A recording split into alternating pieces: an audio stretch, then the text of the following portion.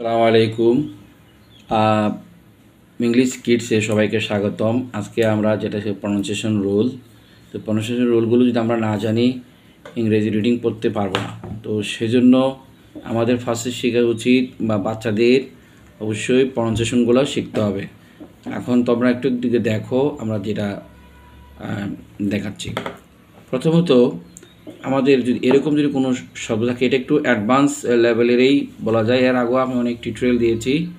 তো একটু দেখো, যদি তোমরা একটু এদিকে দেখো, ইউ, আমরা ইউ চিনি না?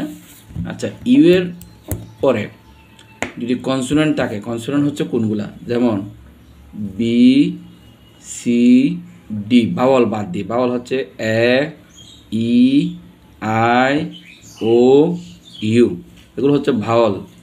এগুলো কি ভাওয়াল? কনসোনেন্ট হচ্ছে এই জাতীয়গুলা, ভাওয়াল বাদ দিয়ে।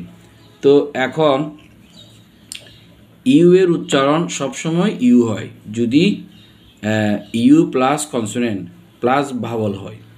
বুঝিনি? বা ইউ থাকবে প্লাস কনসোনেন্ট হবে, এরপর যদি ভাওয়াল থাকে সেগুলো ইউ এর উচ্চারণ ইউ এর মতো হয়। কেমন?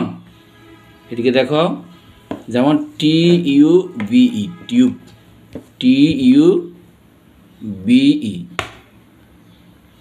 Tube, T U B E, tube. সেটা কী হবে? টিতে ট হবে। এখন ইউতে তো ইউ হওয়ার কথা, মানে আসলে ইউ ঠিক আছে। ইউ এর উচ্চারণ যদি আমাদের ইউ হয়, এই ইউ হবে। এখন এই ইউ এর আগে যদি কোনো একটা কনসোনেন্ট হয়, যেমন টি যদি থাকে, টিতে ট হবে, আর ই এর জন্য মানে রস্যই না হয়ে সেটা রস্যিকার হবে। এখানে এই যে রস্যিকারটা এইখানে হয়েছে টি এর উপরে, তাহলে উচ্চারণ তো ইউ এর হচ্ছে টিউ, ইউ ইউ উচ্চারণ হচ্ছে টিউব। ঠিক আছে? তো ধ্রুব এখানে কি আছে? যেমন মিউট, এ জায়গায় কি আছে? মিউট। তো মিউট মানে নির্বাক হওয়া, আসলে মানে কথা না বলা, এরকম থাকা আর কি। এম ইউ টি ই, মিউট। এই যে আমরা ইউ এর পরে কনসোনেন্ট টি আছে, এরপরে ভাওয়াল আছে, মিউট। কথাগুলো বোঝা গেছে? তারপর হচ্ছে আরেকটা আমরা দেখি এখানে, যেমন ইউ এন আই, ইউনি। তাহলে ইউ, ইউ প্রথম থাকলো, ইউ এর উচ্চারণ হয়েছে ইউ এন আই, ইউনি। দেখছো? এন আই, তো এন এর উচ্চারণ দন্ত ন। তারপর আইয়ের উচ্চারণ শিকার হবে U N I, uni, V E R ver, S I C T Y T, university, university মানে বিশ্ববিদ্যালয়। কথা বুঝতে পারছো? তাহলে আমরা প্রথম রুলে কি দেখলাম? এই কনসোনেন্ট, ইউ এর পরে কনসোনেন্ট পরে ভাওয়াল থাকলে ইউ এর উচ্চারণ ইউ হয়। আবার একটু তোমরা দেখো, যেমন টি ইউ বি, টিউব, তাহলে ইউর উচ্চারণ ইউ হয়েছে। হ্যাঁ, এই রস্যইর জন্য, এটা ইউ তো, রস্যইর জন্য রস্যইকার হয়েছে এখানে, এই জন্য টি ইউ বি, টিউব। মনে থাকবে? বুঝতে পারছো এখানে যে কী বলেছি? ইউ প্লাস যদি কনসোনেন্ট থাকে প্লাস ভাওয়াল থাকে, তাহলে কি হবে এটা? তো আমরা যদি টিউব লিখি, টি ইউ বিই, তাহলে কি হবে? টিতে ট, ইউ, এই দেখো ইউর জন্য ইউর ইউ হয়েছে, কিন্তু এই রস্যইটা হবে রস্যইকার আকারে। কেমন? তো এটা বাদ যাবে, টিউ, আর এখানে টিউব। বুঝতে পারছো বিষয়টা? কি হলো? টিউব। আচ্ছা, এবার আমরা আরেকটা দেখব, রুল 2, সেটা হচ্ছে যদি এখানে দেখো, যদি ইউ এর আগে কনসোনেন্ট প্লাস আর অথবা এল থাকে,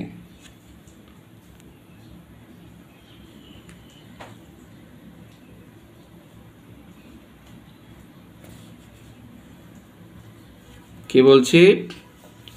ইউ এর আগে কনসোনেন্ট প্লাস আর এল, এগুলো থাকলে ওই ইউ এর উচ্চারণ দীর্ঘ উ হয়, দীর্ঘ উ এর মতো হয়। আমরা সেটা একটু দেখি।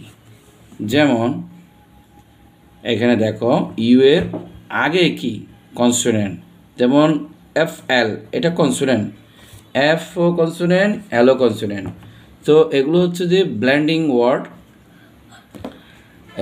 এফ এল হলে এফ এর জন্য ফ, এল এর জন্য কি ল হবে, মানে এল এর জন্য ল, ফর নিচে ল হবে।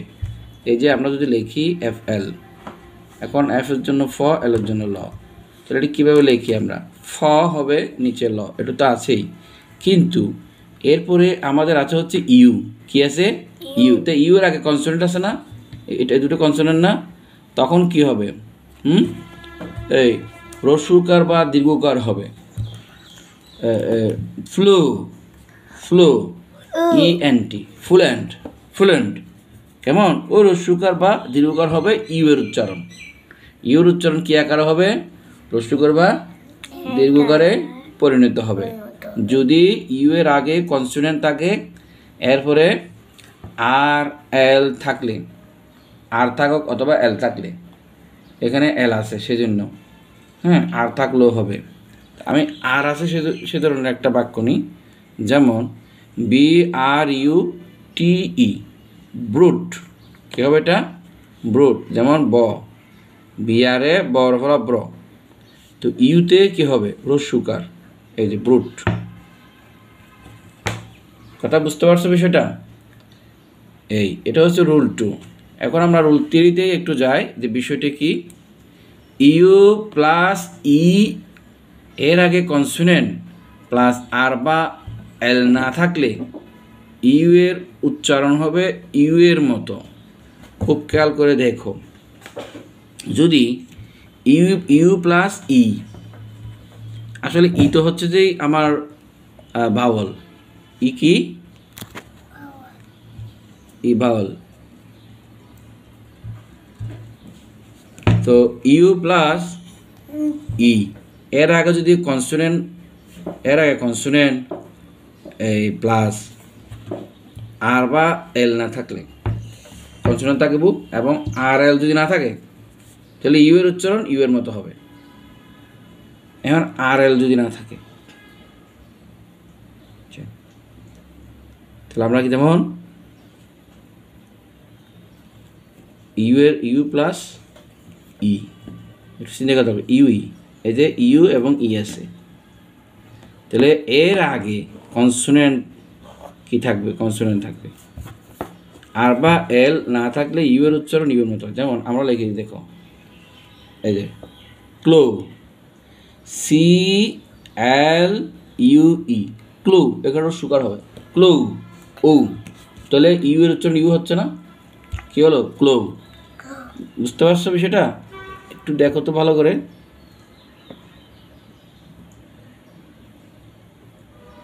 হ্যাঁ, তারপরে এখানে আছে যেমন H U E, hue, hue মানে রং, এই যে এইচ ইউ ই, হিউ, তাহলে ইউ এর আগে আমার কনসোনেন্ট আছে না, প্লাস ই আছে না, তাহলে আমার কি হলো? কি? Hue, hue. দেখছো, ইউর উচ্চারণ ইউ হচ্ছে হিউ। এদিকে দেখো, জি এল ইউ ই, গ্লু, জি এল, তাহলে আমরা আসলে তো জানি, এই দেখো জি এল ইউ ই মানে কি? জিতে গ, এটা ব্লেন্ডিং ওয়ার্ড। এল কোথায় হবে? কনসোনেন্ট দুটো একসাথে হলে এটা কি হয়ে যায়? যুক্তবর্ণ হয়ে যায়। এই দেখছো এখানে কি, মানে এটা কি হয়েছে? ফলাকে, ফলা সে ব্যবহার হবে। এখন ইউর জন্য রস্যকার হবে, গ্লো। ঠিক আছে?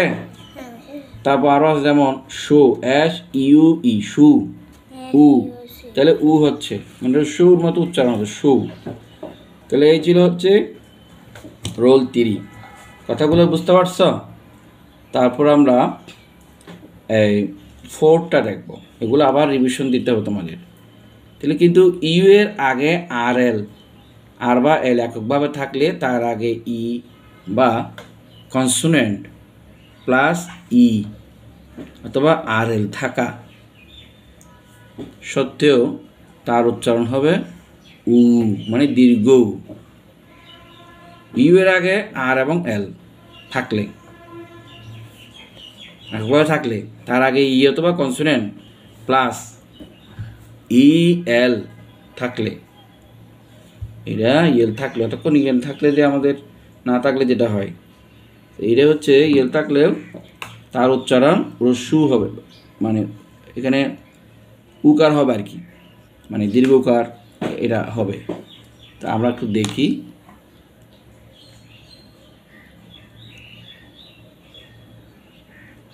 যেমন NUDE, নিউট, NUDE কি হবে? নিউট। আচ্ছা, এরপর আমরা দেখি এই HUMID, হিউমাইট, HUMID, হিউমাইট, HUMID, হিউমাইট। তাহলে ইউ এর উচ্চারণ কি হলো? ইউ এর উচ্চারণ হলো। তারপর আর একটু দেখো, এই যদি আমরা বলি RUE, রু, RUE, রু, তাহলে ইউ প্লাস ই আছে, দেখো এখানে এই যে ইউ এর পরে কি আছে? ই আছে না?